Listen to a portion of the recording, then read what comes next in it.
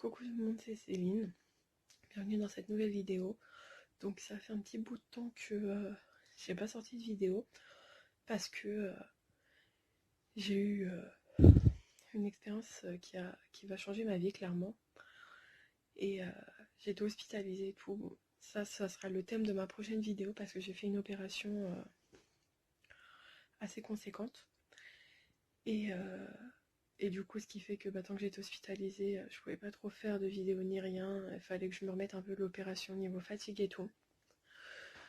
Mais la vidéo, là, le thème qui va être aujourd'hui, je pense que c'est un thème qui mérite un peu d'être entendu, d'être par les gens, etc.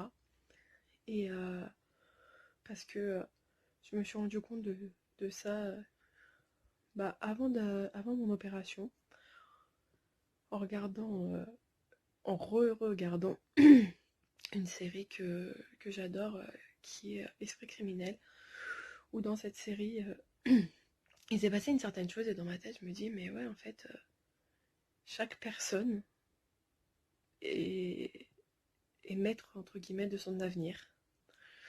Donc du coup, je vous laisse place au générique et on passe à la vidéo. Donc c'est parti pour le générique.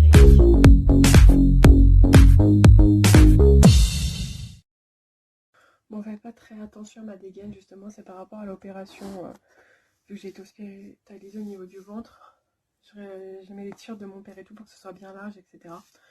Pour pas que des vêtements serrent au niveau de mon ventre et tout. Mais bon, enfin bref. Donc oui, du coup, comme je disais, en regardant la série Esprit criminel, je me suis rendu compte que chacun était maître de son avenir.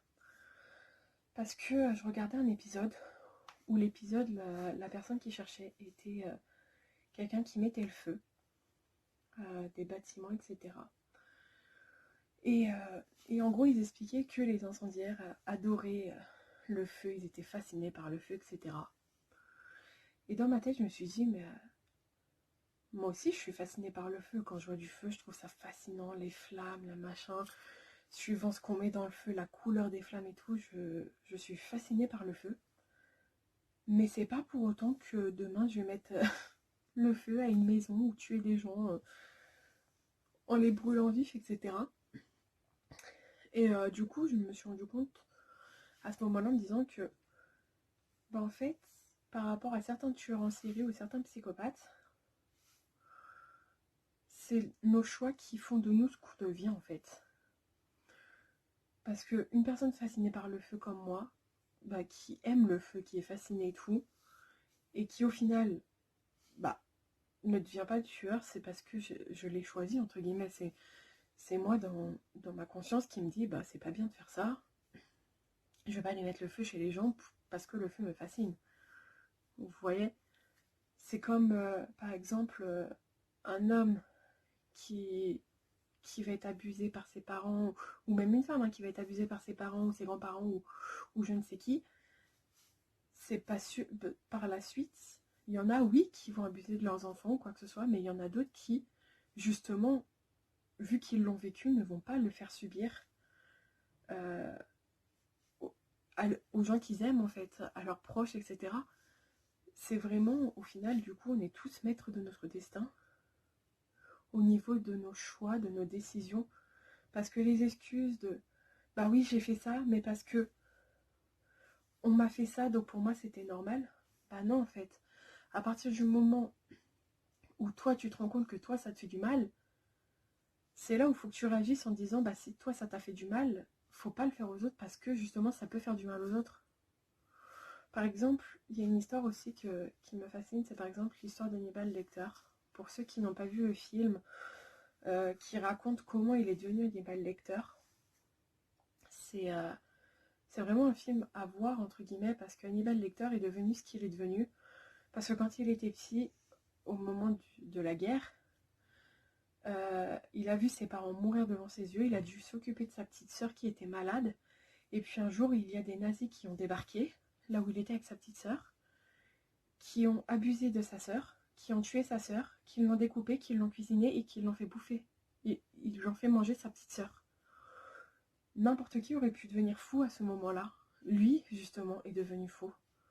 Il a essayé de se venger, il les a tués, puis il les a mangés. Mais après, si dans sa tête, ok, oui, une vengeance, tu as envie de te venger dans ce genre de situation. Mais justement, au niveau de la vengeance, il y a plusieurs sortes de vengeance. Comme, après, voilà, ça dépend des gens. Voilà, à cette époque-là, bon, bah après, malheureusement, au niveau de la loi, c'est encore autre chose. Mais s'il aurait pris d'autres décisions que ce qu'il a prises, bah peut-être que l'histoire d'Hannibal Lecter ne serait pas la même. Et c'est vraiment quelque chose que je me rends vraiment compte parce que comme, par exemple, je suis fascinée par tout ce qui est film d'horreur, plus du côté gore, du style Saw. Je suis fascinée par tout ce qui est enquête criminelle, etc. Mais c'est pas pour autant que je suis une psychopathe qui demain va aller tuer des gens. Et alors qu'il y a des gens qui ont les mêmes passions que moi, qui sont fascinés par tout ça, qui adorent le sang, qui adorent les films d'horreur, et qui, bah, du jour au lendemain, se mettent à tuer des gens, etc., pour faire comme dans ces fameux films.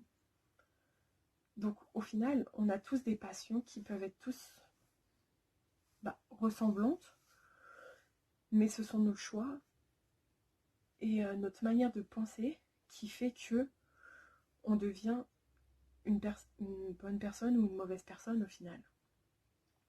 Après, je dis pas que tout ce qui est tueur et machin truc et tout, ce sont forcément des mauvaises personnes. C'est que dans leur vie, ils ont fait des choix qui n'étaient pas les bons, malheureusement.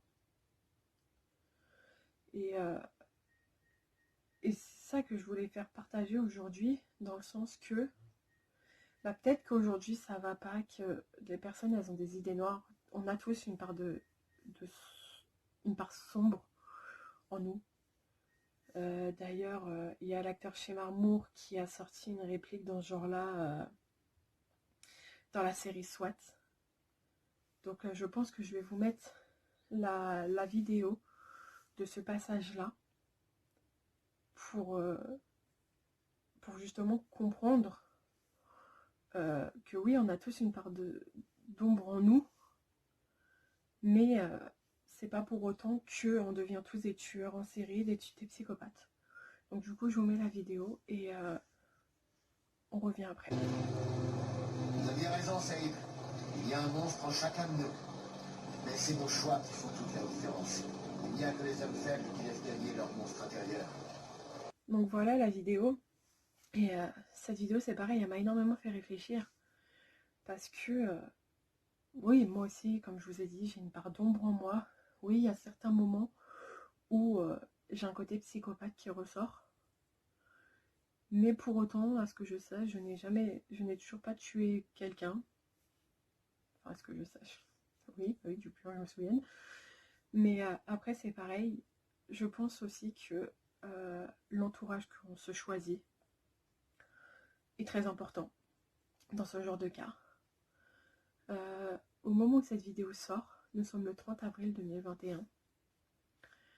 Et 4 ans auparavant, j'étais dans une période où je faisais énormément la fête. Oui, j'ai rencontré des personnes extraordinaires lors de ces périodes-là, mais j'ai failli devenir alcoolique parce que toutes les semaines, je buvais, même quand j'étais chez moi, je me retrouvais à boire, etc. Et du coup, j'ai commencé un peu à stopper les fêtes, à diminuer l'alcool, etc. Donc au jour d'aujourd'hui, il m'arrive encore de boire, mais pas comme à cette époque-là, quoi. Et le 30 avril 2017, j'ai rencontré une personne qui a complètement bousculé ma vie. Cette personne, elle porte le pseudonyme de D. Joyce. Et sans lui, je ne serais même pas où je suis aujourd'hui. Tout simplement parce que cette personne, c'est un peu comme ma moitié, mon pilier, comme j'aime lui dire, c'est ma lumière. Tout simplement parce que oui, il est rentré dans ma vie à un moment où limite j'avais besoin d'une personne comme lui. Parce que je sais que je peux tout lui confier, de toute ma vie et il ne me jugera jamais, tout simplement. Il sera là pour me soutenir à n'importe quel moment. Mais c'est pas pour autant que il va me laisser tomber à la moindre occasion. Où justement je suis pas bien, ou alors où j'ai des idées noires. Au contraire, lors de ces moments-là, il va être là pour moi, il va essayer de m'apaiser, de me calmer, d'essayer de comprendre ce qui se passe. Et cet homme a vraiment changé ma vie. Comme je vous l'ai dit précédemment, j'ai pas sorti de vidéo depuis longtemps parce que voilà, je me suis fait opérer, etc. Mentalement parlant, j'étais pas dans un état de faire des vidéos, ou même physiquement parce que par rapport à l'hôpital, j'étais pas en état ou quoi que ce soit. Mais si j'ai trouvé le courage de faire cette vidéo, c'est grâce à lui. De faire cette opération, c'est grâce à lui. Tout simplement parce qu'il m'a soutenu. Il était présent pour moi. Et pour moi, ce genre de personnes-là, il faut vraiment les avoir auprès de soi pour faire les bons choix dans la vie. Parce que c'est des personnes c'est ce genre de personnes qui te conseillent, qui t'emmènent vers le haut, qui t'emmènent vers la lumière. Et tout ça sans te juger, sans te reprocher quoi que ce soit. Et ouais, franchement, pour moi, dans la vie, on est tous maîtres de notre avenir parce que on fait tous ce choix au niveau de nos amis. Comme on dit, sa famille de sang ne la choisit pas, mais on choisit sa famille de cœur. Et moi, cette personne-là, elle fera tout jamais partie de ma famille de cœur, quoi qu'il arrive. Parce que c'est pareil, il est au courant que j'ai une peur de l'abandon par rapport à ce que j'ai pu vivre dans le passé, ou même les gens que j'ai pu perdre dans le passé. Et du jour au lendemain, j'ai appris qu'il quittait la France pour partir vivre au Canada. J'étais au bout de ma vie. J'étais au bout de ma vie dans ma tête. Je me suis dit, c'est bon, c'est fini. Il va m'abandonner. Il y aura le décalage horaire, c'est fini. Il m'abandonne. Au final, non. Il m'a envoyé un message pour me rassurer. Et au jour d'aujourd'hui, je sais qu'à n'importe quelle heure, je peux lui envoyer un message. Même s'il ne le voit pas sur le coup. Il sera toujours là. Il me renverra un vocal. Il m'appellera ou autre. Parce que c'est une personne qu'il faut qu'on ait. C'est une personne qui est très bonne, qui est lumineuse, qui est remplie d'amour. Et moi, au jour d'aujourd'hui, dans ma vie, je pense que niveau amicalement parlant, oui, j'ai d'autres amis, mais lui, c'est vraiment, entre guillemets, la personne, enfin, même pas entre guillemets, c'est vraiment la personne qui, au jour d'aujourd'hui, m'apporte le plus de lumière dans ma vie, le plus de bonheur dans ma vie. Si aujourd'hui, là, je fais cette vidéo, je me tiens debout, je ne déprime pas par rapport à l'opération, je ne suis pas recroquevillée sur moi-même ou quoi que ce soit, je pense que c'est grâce à lui, parce que il m'a donné cette force que je ne pensais même pas possible en moi, en fait. Il m'a donné une force qui fait que ouais, j'arrive à surmonter certaines choses que je ne pensais même pas possible, en fait. Lors de mes moments où je vais pas bien, ou même où je suis énervée, voilà, je pense à lui, ou j'écoute sa musique parce que c'est un chanteur, un artiste, et je me sens tout de suite mieux, apaisée, détendue. Parce que cette personne-là, au fond de lui, est une bonne personne. Donc, au final, oui, il faut faire les bons choix dans la vie pour ne pas être, entre guillemets, une mauvaise personne. Mais il faut aussi également s'entourer des bonnes personnes. On est tous maîtres de notre destin. On est tous maîtres des gens qui... On est tous maîtres de choisir les gens qui vont nous entourer jusqu'à la fin de notre vie. Moi, ce genre de choix, je ne l'ai pas forcément bien fait. J'ai rencontré des gens, je pensais que c'était des amis très proches. Au final, au jour d'aujourd'hui, au niveau de l'opération, j'ai toujours pas eu de message, ne serait-ce que savoir comment ça allait, pour savoir comment ça allait. il y a eu un soir, il y a quelques mois, je voulais mettre fin à mes jours. Cette personne-là m'a répondu qu'elle était fatiguée et elle allait se coucher. Après, oui, tu as le droit d'être fatigué. Mais quand moi, je passe des nuits entières à taper nuit blanche en étant au téléphone avec toi parce que tu n'es pas bien, sachant que le lendemain, j'étais censée travailler, donc me lever de bonne heure, que j'ai tapé nuit blanche, et que là, pour une fois, je demande de l'aide parce que je ne suis pas bien, et qu'on me répond courage, je suis fatiguée, je vais dormir. Ouais, bah ouais, tu te dis, bah au final, ce genre d'individu, bah en fait, j'en veux pas dans ma vie. J'en veux pas dans ma vie. Parce que l'amitié, c'est en deux parties, en fait.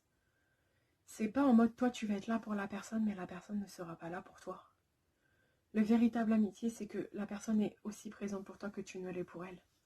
Et moi, et DJ, ça, il le sait très bien, que même que tout ce qu'il m'a apporté, à la moindre seconde où il a besoin de moi, il peut compter sur moi. Parce que justement, c'est ça la véritable amitié. C'est à double sens. C'est comme le respect. Le respect, une personne te respecte, tu la respectes. Elle ne te respecte pas. Pourquoi tu devrais respecter une personne qui ne te respecte pas? Voilà, c'est exactement la même chose en amour ou en amitié. À partir du moment où la personne te respecte et est présente pour toi, l'amitié ne peut être que merveilleuse, où justement tu vas également respecter, aimer et soutenir cette personne-là.